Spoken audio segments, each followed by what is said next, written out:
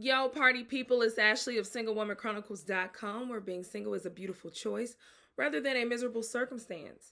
And today's episode is sponsored by my books, Single Woman Chronicles and Atlanta Love Story Kinda, which I have a volume 1 and a volume 2, as well as How to X Your Ex, a guide to getting past unhealthy relationships.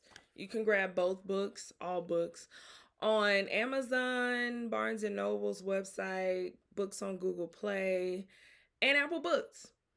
Oh, so today, if my energy is a little lower than usual, it's because I'm not really having the best day, you guys. Like, I don't know if you just have times where you feel like you've been doing all you can and giving it all you got, but nothing seems to be moving forward or turning out the way you want it to. I'm having one of those weeks. And when I have these days, I just allow myself to feel. I don't fight it or try to force like positivity because, I mean, we're humans, we feel, right? And so you want to honor your feelings.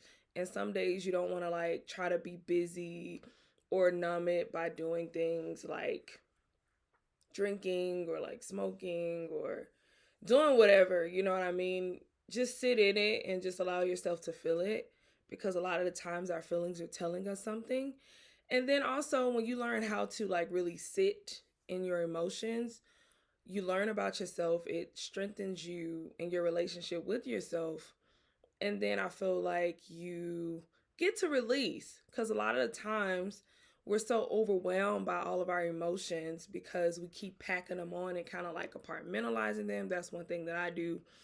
Or just like kind of putting them in the bag and being like, oh, I'll deal with that. I'll deal with that later. And then one day you just spaz on somebody or you start crying and you're like, what happened? It's because you keep piling up those emotions and you're not allowing yourself to feel. So today was a day where I really allowed myself to feel. I was working on stuff earlier, but I just couldn't concentrate because my feelings were like all over the place and it was messing up my creativity. And although I don't let my feelings run me, I do respect them. So I just was like, yeah, I'm gonna just try to do other things like clean up because clean up like decluttering helps. I took a walk. I listened to some podcasts, some music. I was listening to a therapist slash preacher. Like she is a practicing therapist, but she's also a pastor as well. And she was saying that when you sing at a high level, that helps you with your healing. If you dance, that helps with healing. Also, laughter helps with healing. When I'm done recording this, I'm going to watch a funny movie. Which funny movie? I don't know, but I'm going to find one. But yeah, just but again, I don't let my feelings run me to the point where like I'm not gonna record or I'm not gonna go and do this or that. Like no, I respect them, but I still handle my business. But at the same time, anything that I can be like, okay, how can I honor my feelings today while still getting my work done? Let me do that. So you have to partner with your feelings.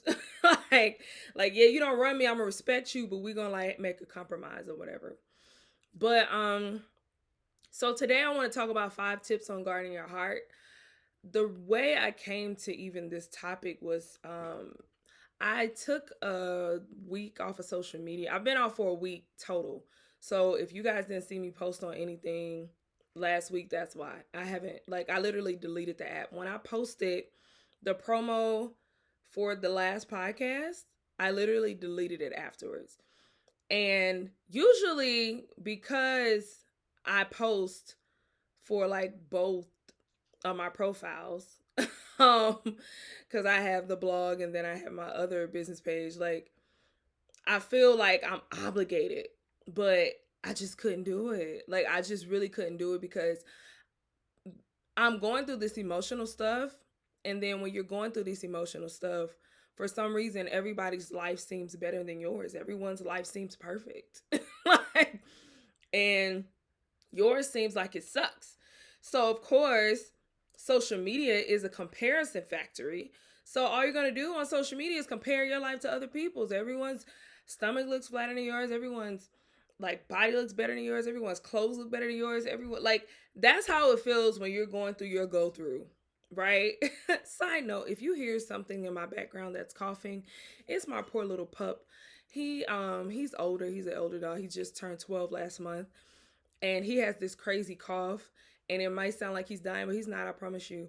He he has to take heart meds, and when he doesn't have his heart meds, then the cough gets worse, and I'm waiting on them to come in the mail because I cannot buy them from the store. So that's why, I'm sorry. Anyway, don't call animal rights on me. I'm taking care of my business.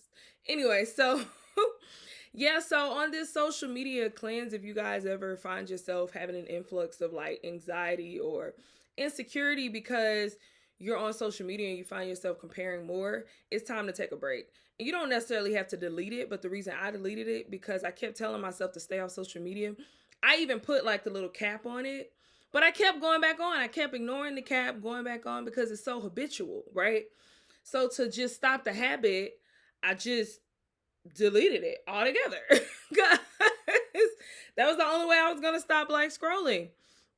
So anytime I have like my social media cleanse, get I'm able to have revelations quicker with God because I'm more focused and less distracted. I'm also able to concentrate more on my own tasks, but also I'm able to get more in tune with myself and my own emotions. And that's probably why I'm purging emotions right now, because I'm not distracted or being numbed by social media. So I'm able to like get into this.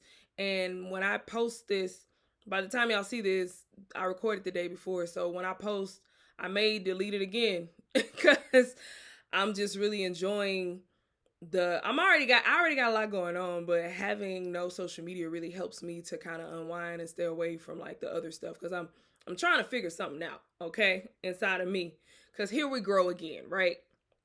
So one thing that I realized in my social media fast is that I don't do a good job at guarding my heart. So as we know, biblically it says guard your heart above all things flow from your heart, right? And I thought I was doing a good job at guarding my heart because I'm aware of a lot of things, but awareness does not equal application, right? So I can admit that for most of my life, all of my life, probably up until recently, like I didn't really surrender my love life to God because I honestly felt like he was doing a bad job because like everyone that I dated sucked. And then like I'm still single. And then like, yeah, I just felt like he didn't know what he was doing. So every time I surrendered it on a Monday, I would have it back on a Wednesday. Like I just had a struggle, but I could surrender everything else, like my finances, like my career stuff, health, all of those things were surrendered to God. But like I was holding on to my love life because I felt like if I gave it to God, he was gonna take too long.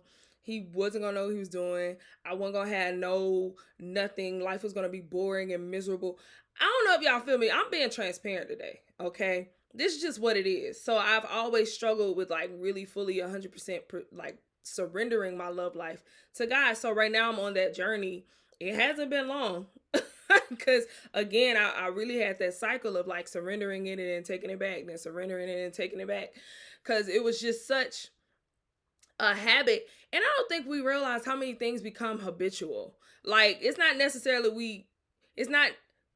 I don't know how I just said that.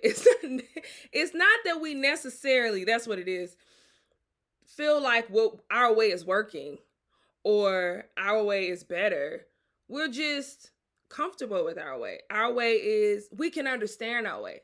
Because when you start surrendering things to God, if you've been on a journey with God, you'll understand that most of the time how he works is confusing. You have uncertainty. The reason you have uncertainty because you need faith to surrender things to Christ. In order, you must have faith to please God. So that's why it comes with so much uncertainty when you walk with God, because if you're certain, you don't need him. If you are sure, you don't need God, right? So you have to have faith in all of these moments. So I'm like, bro, I'm already uncertain in all these other places. I ain't trying to be uncertain here too. Like, come on. So I've been walking with God and he's been revealing so much stuff.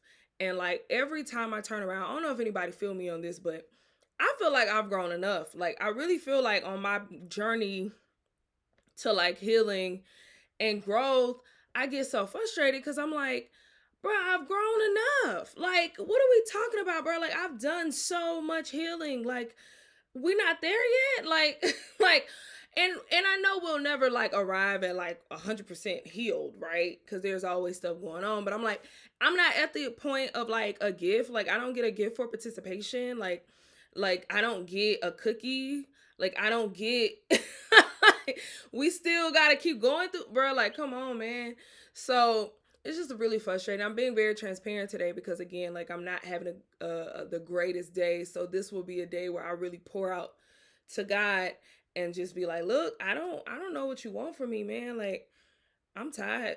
So in the midst of this like pouring out, I realized like I haven't done a good job at guarding my heart. And I think the reason I haven't done a good job is because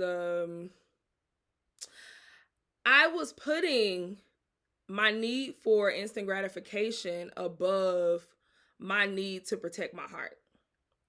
And I feel like a lot of us do that because if you really want to be in a relationship, if you really want to be married, if you just really want companionship, when you hold out for a while and you like don't date people because it's the older you get, unfortunately it is harder to connect because you're not around people as much, you're not in school, you're not just, and people aren't as available because most people are married, most people are taken, like the pool just gets smaller and smaller. So since the pool gets smaller and smaller, like when you connect with somebody you get excited, right? So if you've gone like months without dating someone or months without meeting someone who's worth it, when you meet somebody, you get super excited. So although you want to think like, oh, I need to guard my heart, yo, like loneliness, your boredom, your like flesh is over here like, hey, homegirl, I know you're trying to protect your heart, but look, we want to hold some hands, go on some dates, do some making out.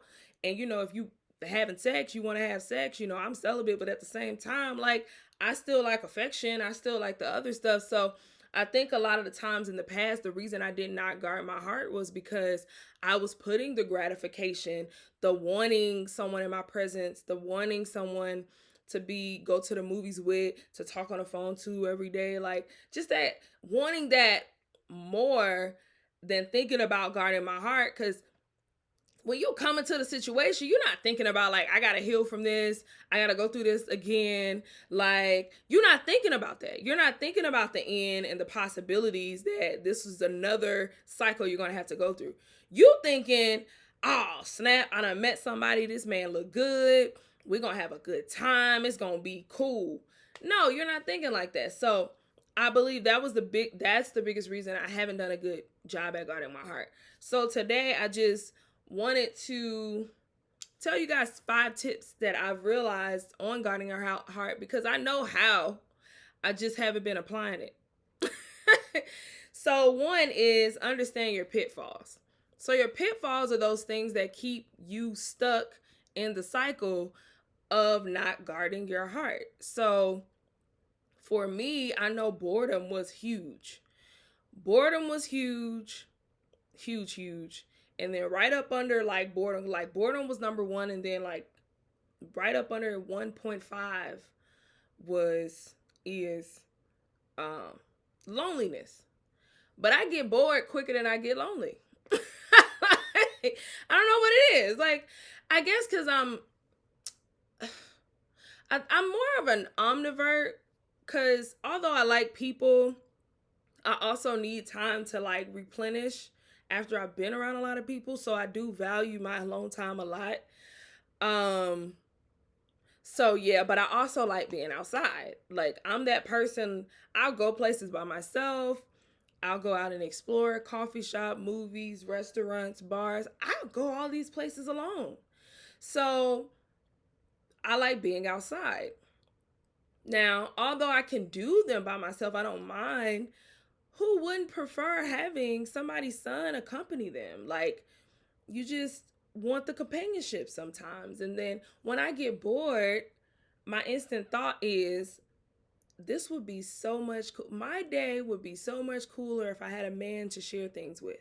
So that happens, and then I go on this binge of like trying to pursue things and entertain things that I ain't got no business pursuing and entertaining. And guess what? Now I'm outside of guarding my heart. Because if I was guarding my heart, I wouldn't be pursuing things I know are not good for me. I would not be pursuing temporary satisfaction things, right? Because if I know I want longevity, why am I pursuing the temporary? So you have to understand your pitfalls. So the reason it's so important to understand your pitfalls, because you want to, number two, you're going to have to check your flesh. Like I said, the reason I've had a hard time guarding my heart is because I kept putting gratifying my needs, or really not my needs, gratifying my wants above guarding my heart. So because I got bored, instead of saying, you know what, go take a walk, go call your homegirl, go to the here, there by yourself, go see your mama and them, something other than entertaining these things that you know ain't gonna do nothing but put you right back in that cycle, and your heart gonna be been and got a little bruise again. Like, I was putting the need for the gratification above that, knowing that I'm bored, knowing that I'm lonely, knowing that these are the times that I need to be on guard with myself. Like, okay, sis, you bored. See, that's what we not gonna do. We not gonna do what we usually do, sis. You gotta have that pep talk with yourself. But I wasn't doing that. I was just, you bored. Let's see what this dating app talking about. Let's see what old dude talking about I ain't talked to in a minute. Let's go outside and see if we can meet somebody. Like, and there is nothing wrong with those things, but what I'm saying is you shouldn't be doing those things in response to your boredom. If you're doing those things, there should literally be because you want to, or because that's what, well, yeah, really just because you want to. It shouldn't be in response to boredom or loneliness, because at that point, you're leading with a bit of desperation. So you're not going to be of sober mind, because you can't be of sober mind if you're trying to fill a need, okay? You cannot be of sober mind if you are trying to fill a need. So really understand those pitfalls so you can check your flesh, because you know what them pitfalls is. You know what it is, because some people is drinking. You know, I hear a lot of people say, bro, when I drink, I get the calling such and such. Hey, they got a song called Drunk Texting. You know what it is. So if you know that that is your pitfall, tell somebody to take your phone. Tell your homegirl, take my phone. If I ask you for it back, don't give it to me, like, at all, whatever. You know what I mean? So just understand what your pitfalls are. 2, check your flesh, because when you're in that moment, understand you need to be of sober mind before you send these texts out, try to entertain, whatever. 3, be intentional. Guarding your heart is a discipline. It's literally a discipline, because when we live day to day and we live in recklessly, and not even recklessly all the time, but like with a naive sense that everyone, just because you're a good person, that everyone's going to treat you well, or just because you got good intentions, everyone's going to have good intentions. Unfortunately, on a spiritual sense, we live in a fallen world, so that's not true. From a wise sense, listen, just because you good to people don't mean they're going to be good to you. But from your home girl, listen, these niggas ain't loyal. Okay, I just had to say it. Like, so I would love for us to live in a world, in a utopian society, where because you have good intentions and because you're great, that means that's going to come back to you. Yeah, it will come back, because you reap what you sow. And, you know, I sow positivity. I do receive positivity back, but it's not always in the form of love from a guy. Most of it's in the form of my friendships. I have very healthy, great friendships, like great friendships. So yeah, but when it comes to dating, I honestly, 95% of my dating life, I've led with great intentions. But 95% of my dating life, I have not been handled with the greatest intent, right? So I just want you to understand that guarding your heart is a discipline, because it's not going to feel good all the time, because you're going to be telling yourself no to certain things that you want in that moment, but you have to keep the greater goal in the end. Always use, working out or being fit as the example. Listen, if you're trying to lose 20 pounds, I ain't even gonna say 20, that's too big, because we passed 30 and we already know that take too long.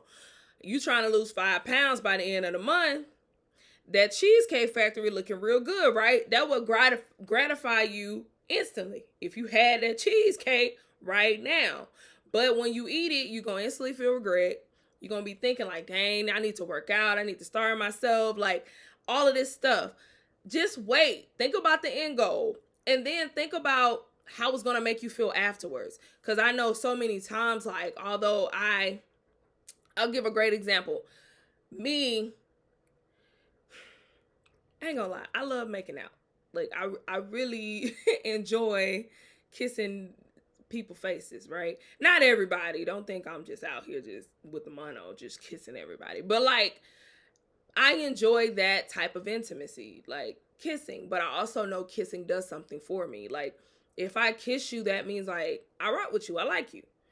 And that's just going to intensify the feelings that I have for you. So it's going to be harder for me to guard my heart, because by the time I got to the point of kissing you, that's telling me like, dang, I want this to go further now because I kissed you.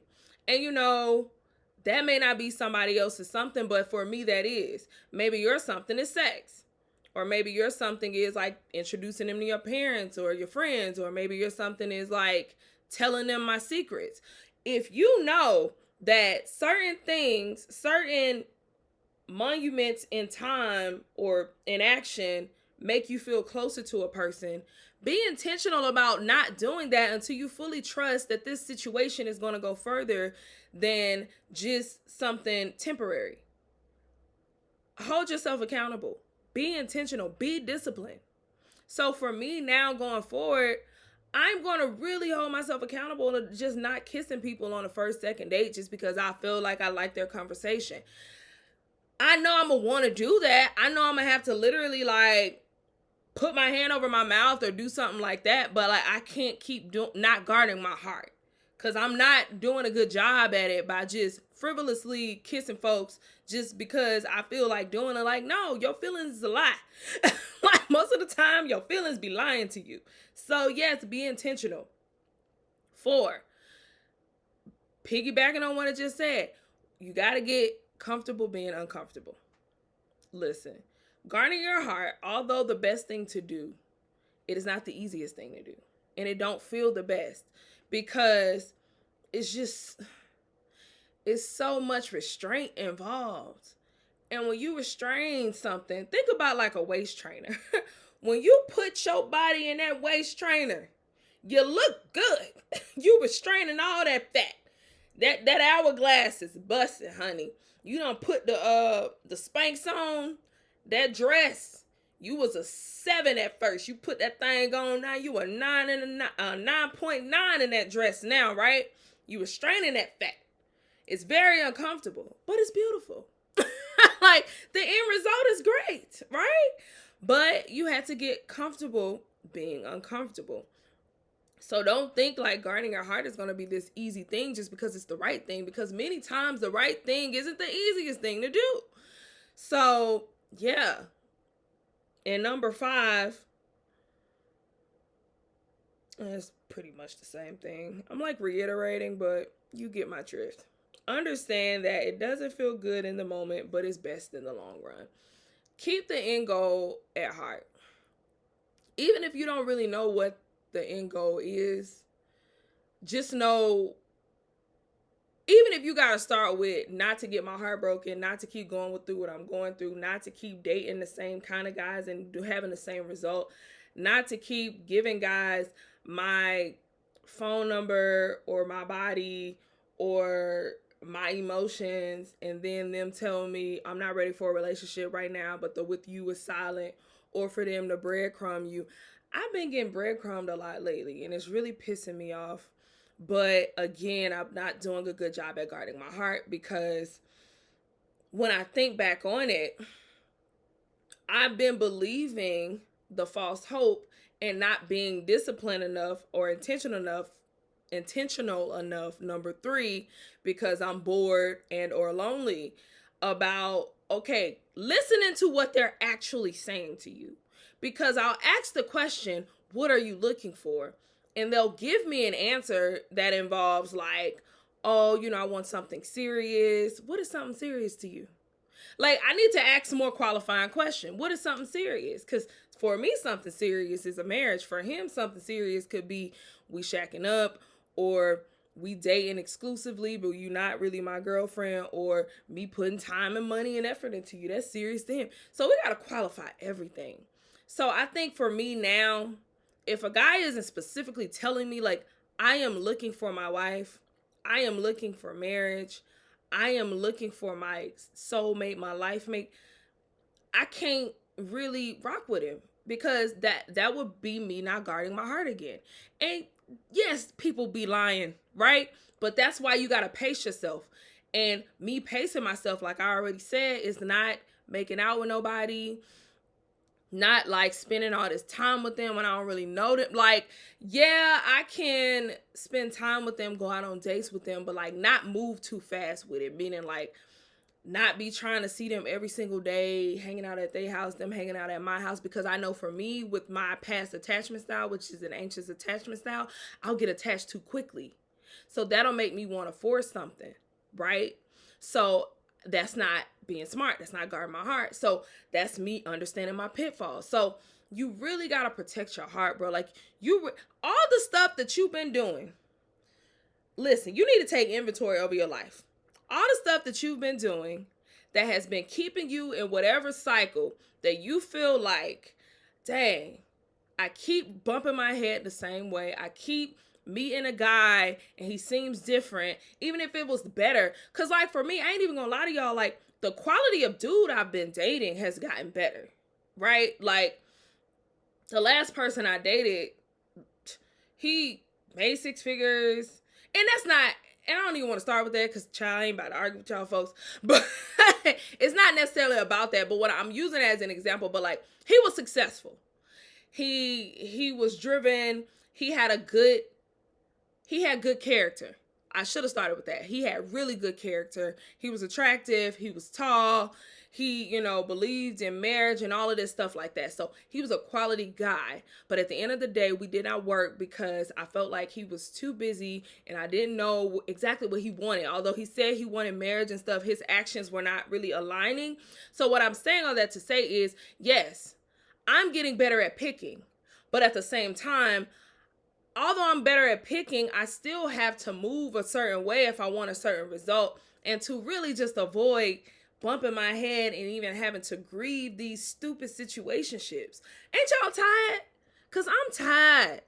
I'm tired of having to cry over these failed situations. And a lot of times you ain't even crying over the guy. You crying because you did this again. You done really went over this again. You done did this again. So take inventory over where do you keep messing up? So for me, that's why we talk about guarding my heart. I'm not doing a good job at guarding my heart because I keep putting my instant gratification over that. And I have to stop, okay? I need to figure out a better way to gratify me spiritually and not with my flesh, because I can't keep doing this. I'm not going to keep doing this. No. And no, like, if y'all wonder, like, dang, she probably having a bad day because she done messed up, like a guy done messed up. No, actually, this has nothing to do with a guy. My bad day is surrounding my career right now. So yeah, I'm in a transition, and growing and healing and trying to become whole and reach your greatest potential is very hard. So that's why I'm having a moment.